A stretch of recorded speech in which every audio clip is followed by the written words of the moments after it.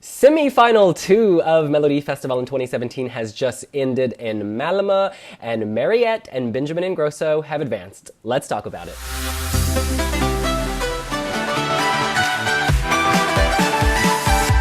You guys, Mariette sang A Million Years, and it didn't feel like we would have to wait a million years for the result because we knew she was gonna go through. This has been so hyped, and I think rightfully so. That, to me, was probably the strongest or second strongest song in this heat without question. Our readers loved it. They loved it from the snippet. They loved it when they had the 2-minute 30 version. It's very modern, very on trend. She's very light. Her voice is very light, and yet the song sounds deep, which is very hard to do. She's frail, and yet she's powerful.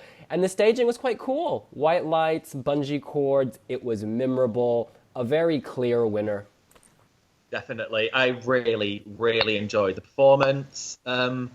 Yeah, it's pretty much exactly what you said. You know, it shows off that Mariette has a lot of versatility, really, because we saw her do the kind of dark thing last time. Now, very light, very kind of airy, dancey. I just think it really worked. And yeah, it's a great song. I don't know whether it's a Melodifestivalen winner, but with the field as it is at the moment, I'm not sure what really is a winner. But yeah, it was. I really liked the performance. Just everything was good about it, I think. Yeah, I also like it really much. I think it was good contrast from the Don't Stop Believing because it was really bright. It was really happy. Mariette was dancing a little, and I also like the performance. It's something new. It's something that we haven't seen, and all the slow motion clips where they looked awesome. I think the song might do him better than Don't Stop Believing because it's a better song. At least for me, I really like the song. Next to performance as well, but the song is really good. I like to listen to it, just the studio version.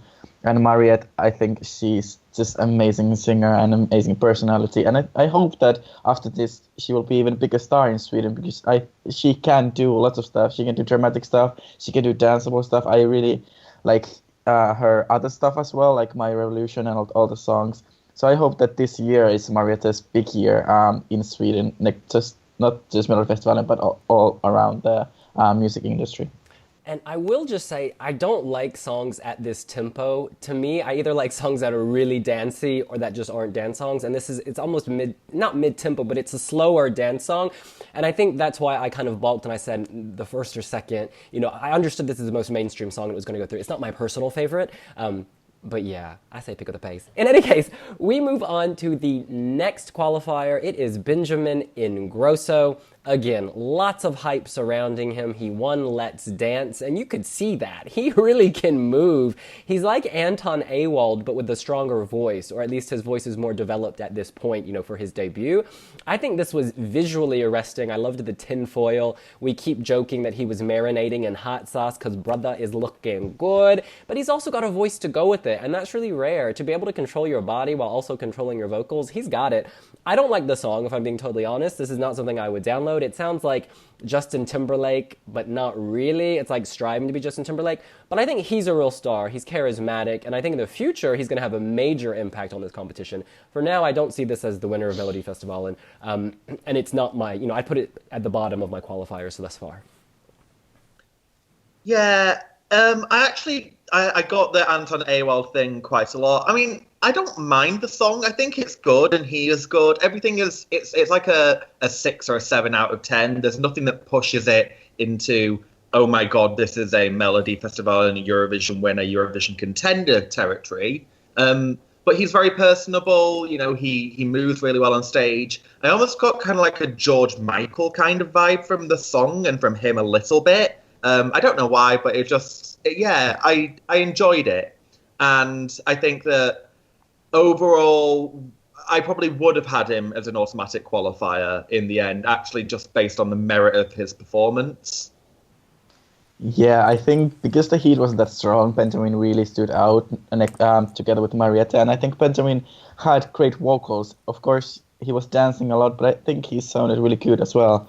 The song, it's not really, it's not my cup of tea either. It's a good song, but there's no, like, I just don't feel it. I don't know what it should do to make me dance or sing or what. I just see the performance and I think it's okay. But then after that, I don't really, there's nothing I would take with me. I don't think I will play it on a party or when I'm just on the bus. I don't know. It doesn't fit to any situation in my life. I think most of the voters were teenage girls because Benjamin, of course, is a good looking, and also the song might be more for them. But I wasn't surprised that he went to the final. I think Benjamin will do. I don't think he will win, but I think he will do okay in the final, and I think the song will be played in the radios in Sweden. I like your Melodifestivalen balloons in the background. Well done. Now we move on to Andra Chansen, and the first act through was Dismissed, the androgynous pop rock group with shades of State of Drama from Melodifestivalen 2013 and 2014. You guys, I love this. I think this is the kind of, I don't want to say generic, but generic music that I love to download and listen to on the bus, on the train, going to school, going to work. There's something that just, this speaks to me on a lot of levels musically. And I also thought visually it was fantastic. They kind of turned the runway, or rather the stage, into their runway. They were voguing. This was edgy and avant-garde and arty, but it wasn't like, you know how sometimes things are arty and you're like, oh, they're trying so hard? This felt natural to them. Like, I think they actually are this kind of freakish, in a good way, creative group. I really enjoyed this, and I wouldn't have been upset if this had gone direct to the final. Definitely, they were my number 3, very close to being my number 2. I think more than any other act, they've used that entire stage so well. I just love the runway, very reminiscent of the Eurovision 2016 opening, actually. Yeah. I thought, with the fashion models walking down. And they look great on stage. Everything worked. And you could tell, I was a bit worried that they wouldn't make it through, but then you heard the cheers for them, the huge cheer for Ola Salo. I think that they hopefully will get through Andra Chanson as well and make it to the final, because I think this is a very deserving song, very deserving performance. And I just like the fact that there is that kind of gender queer kind of not... breaking free from social norms and what you wear. I really like that message, and the fact that they're putting that against a kind of rock song, I think really stands out. And I just really like it. I really enjoy it. Yeah, I didn't like the studio version that much, but the performance was great. They had something new. Nobody did this before. Like, usually rock groups are just playing, and of course they were playing as well, but they had the runway thing, and that was really cool. I also like the lyrics a lot. Even usually the songs like this, they have really cheesy lyrics, but I like the lyrics on this one. And the music, it's not my top music, but I enjoyed it. And I was a little surprised that they made it because, of course, they were quite new band and they didn't have that many fans. But of course, Ola Salo was behind the song, and they really stood out as a different kind of performance from the semi-finalists. I think because Eurovision 2017 will be about celebrating diversity, this would be a good entry, but I can't see this winning in Sweden. But I'm happy that they are in it and they can still be in the final. And from Dismissed, we move on to Lisa Ajax. She, of course, has caused quite a bit of controversy with her lyrics, and I don't give a F-U-C-K. But you guys, I enjoyed this. To me, this was like Britney Spears rebooted with sass, attitude, and personality. I liked her standing there in front of an LED featuring herself. They're like, look, she's hot. She's personable. Let's put her on the LED. I thought it really worked. It looked really nice. It was bubblegum innocent, but then her lyrics were less bubblegum, a little more acid, and I like the combination. Vocally, she's very good. I mean, say what you will about her music, the girl can sing. She was in tune. I really liked this. I mean, again, I probably would have put this through over Benjamin Ingrosso. I really enjoyed this. It got kind of boring towards the end, not gonna lie, but I think that live, she can deliver, and I could see this improving at Andra Chanson. I think she will go through. I have a feeling that she's got a big fan base from Swedish Idol. I think she's a good performer. I really enjoyed this. Maybe I'm a 15-year-old girl, but I say go Lisa. I think I'm in complete opposition to all of that. I really didn't enjoy it, and I wanted to, because I really, really like My Heart Wants Me Dead. I wanted to like it. And then the lyrics came out and I was a bit unsure, but I thought, no, I'll give it a go. But everything about it was just so wrong to me. It felt like, I couldn't tell whether it was meant to be like a girl power anthem or like a breakup song or a I Don't Care song. And then her in the background. It came across as like ego and vain to me. It didn't come across as like a I'm standing out by myself. It was like, oh, look at this like bit of my shoulder and all these little bits. And it just didn't work for me. It really didn't. I didn't think the song was very good. I thought that the hook gets really boring compared to My Heart Wants Me Dead, which was also repetitive. I really don't like it. And it's a shame because I really like Lisa, but it just came across as, like I said, I think in the other video, it was like Disney princess turned punk girl, and I'm not going to give a damn what you say about me. And no, not for me. Yeah, I don't like it that much either. I don't like that she's tried to be more cool than she actually is. And yet, just like I said, the lyrics and the performance, they didn't have anything to do together.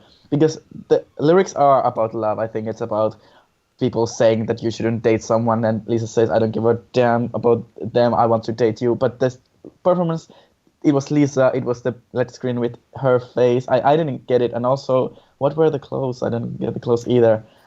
I can see why it made Andra Chansen.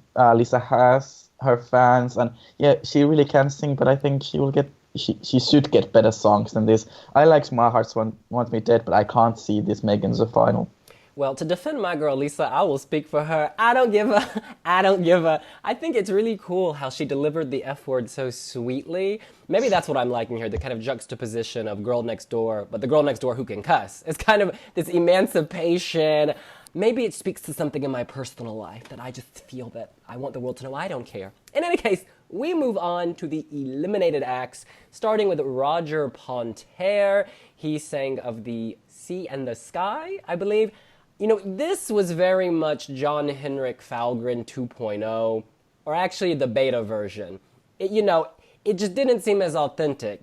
John Henrik was a real Sammy kind of reindeer herder, singing a song from that part of the world and doing it in a very spiritual way.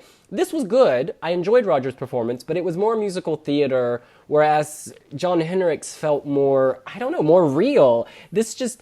It was good. I liked the lights. I liked the staging. I liked that he took a risk by doing this. I think it added something to the show. I think 5th place is actually a good placing because it was better than what finished below him, but it wasn't quite as contemporary or mainstream or accessible as what finished ahead of him. So I think it's a fair result. I think he sounded great. I'm glad he came, but it's time to move on. Bye. Yeah, it's not right for Melodifestivalen 2017, I feel. It's a very good song, a very good Roger Pontare song. I don't think it's as good as his other entries still. I actually liked the intro to it, where he was sort of slowly walking as the music built, and he had the fire in his hand and around him. I thought that worked really well, but after that, it just kind of plodded along the entire way. Nothing really changed. I thought towards the end they could have done more with the staging as well. So as he was walking back along the runway, maybe more fire or just something. It was lacking that final punch, which I think might have seen him go in over whoever finished 4th, for example. There's not much more you can say. It was nice. It was very truly to him. But after that, I wasn't shocked to not see it qualify. I like the song. I think it's really anthemic. It should be on a soundtrack or something. And yeah, but it's really true that Roger wasn't enough to have him on the stage. I don't know, there shouldn't be any dancers, but maybe something else. I was quite surprised still that it didn't make it to Andra Chanson because the heart was lightning and everything. I think the audience was liking it, and I think there wasn't many votes between Roger and Dismissed. I think they finished 4th. But I think it was good to have Roger back in the contest, but again, we saw it that the elder artists who maybe previously won the contest, they don't do that well at the moment because of the upvote. The upvote is really for the teenage people, and they will like, of course, the more younger artists. But I was happy to have Roger in the contest. And from old white man, we turn to Caribbean realness, the calypso beat and sound of Etzia. Again, celebrate diversity, theme of Eurovision. They're doing that here. This is a different kind of song for Melodifestivalen in the vein of Gosa from a few years ago. Upbeat, happy, Caribbean. It got a little boring. I want to love it. I really want to love it, but I just like it. I like the beginning, and then it just sort of fades and plods along. She looked great. I liked the cat suit, very daring, showing off that pear-shaped figure and those gym-honed legs. Again, I think the result is fair. This doesn't need to make more of an impact. You know, this can go on my playlist, and when I'm walking down the street, I'll bob my head and think of our girl Etzia, but it's not the winner for me. Yeah, it was from the sort of first chorus, and the vocals weren't quite there. She was a bit flat, and then the key change just made it that much worse, I felt. It's a nice song. I think a better performer may have maybe lifted it up. But again, I don't think that the song by itself would have made it any further than 5th place in the semi-final. It was all just a little...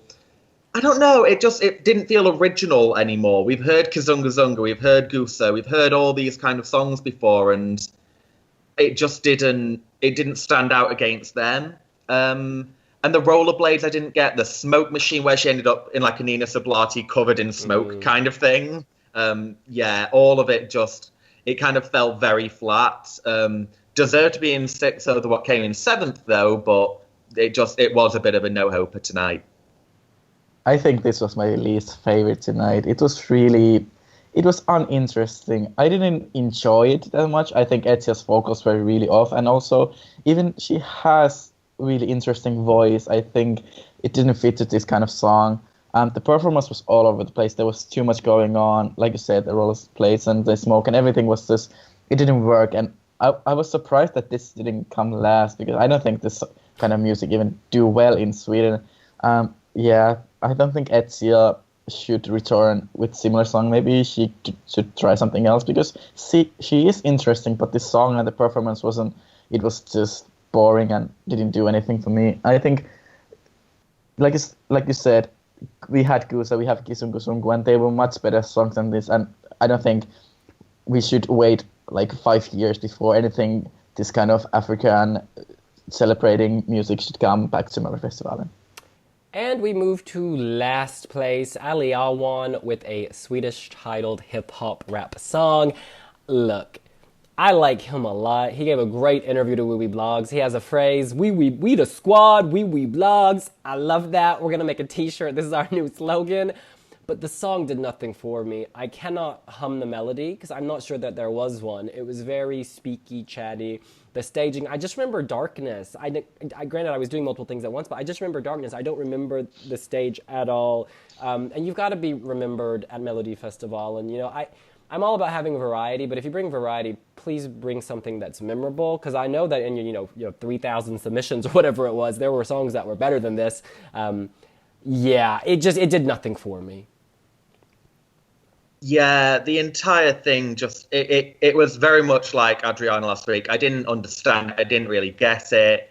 And clearly Sweden didn't either because they didn't vote for it. That performance, it just really confused me because you had that whole, like, it was like mannequins and then some of them were real and then it turns into his dancer in the background and they've all gone. Maybe if I understood the lyrics, I would understand that. But to anybody... if you have to look at Melodifestivalen and say not just Sweden competition because you're sending it to Europe, and that won't work. It all just was so wrong. He has a good voice, but don't go to Melodifestivalen with this kind of song. Yeah, I think one of the main problems of Melodifestivalen is that there are always songs that Swedish people might like, but also they don't work with Eurovision, and this is Eurovision national selection after all. I think there was a story on the performance because the song is about finding the girl who was lost or something like that, and there was that element on the performance. It didn't work that well, but I think it was okay. Of course, there was the two parts of the performance that didn't work together. There was the part with the mannequins, and there was the part with the one girl. I didn't like that. I think there should have been the stories should have been more like it didn't. There was two parts and not one big story. I really like Allyawan a lot. I think he was really sweet in the introduction clip, and he was really sweet in the interview. But we have seen it. If the rap song doesn't have a catchy chorus. It doesn't do well in the Melodifestivalen, and this didn't have a catchy chorus. Best of luck to Allyawan with his future career, but Melodifestivalen wasn't his thing. I'm gonna say, not speaking Swedish, that he didn't get the girl. All right, final question. Let's all name the 2 songs of all Melodifestivalen that we're still listening to or thinking of. I'll kick it off. For me, it's clear. It's Ace Wilder. This is a song, if I had to choose one to play on my iPhone, I would play Wild Child instantly. My second one is actually Dismissed, Hearts Align. I know it's a little generic if you strip away the visuals, but I really like that song. It's just very friendly, falls on the ears, and I would download it. I don't think it'll do well at Melodifestivalen. I think Ace will do well. Those are my 2 songs. Chris? Ace Wilder for me as well. Just so good. I've listened to it so many times over this past week. I really, really hope that Ace finally does it this year, and I think she might. And my second one is probably Mariette. And I've only really listened to it today, but it's still in my head. It's a very memorable performance, and again, I think she will do well. I think she might finish around where she did last time. But yeah, it's an enjoyable song and an enjoyable performance. Yeah, what annoys me on Melodifestivalen is that we don't have the full songs, because my 2 favorites are Ace Wilder with Wild Child. I love the song so much. It's so happy song, and it's my power song at the moment. And also Mariette with A Million Years. It's just amazing song, and Mariette, she's so lovely. But I have to say that I also have been listening a lot to David Do Road Trip. I think that song is so much fun, and it makes me smile.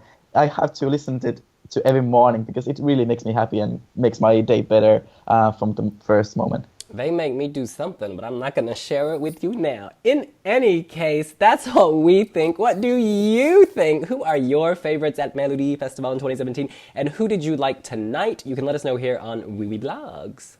Make sure to like this video. And also subscribe for more videos next week from the 3rd semi-final of Melodifestivalen. We'll see you later. Bye. Bye.